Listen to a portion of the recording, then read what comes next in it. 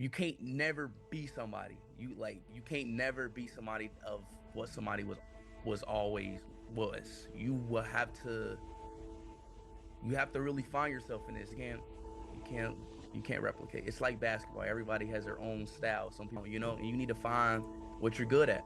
Well, at first I didn't really have support. I started Tell me. with nothing. I started with a PlayStation 4.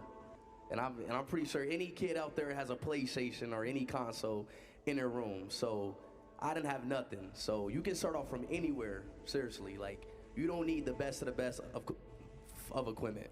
I promise you. My mom always supported me, she just didn't understand.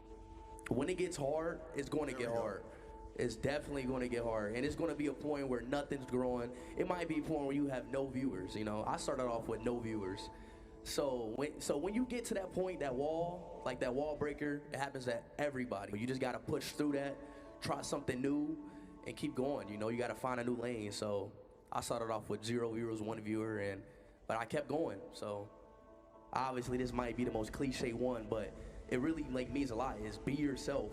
Like, don't try to become me. Try to become a better me. Like, don't try to chase on what I did.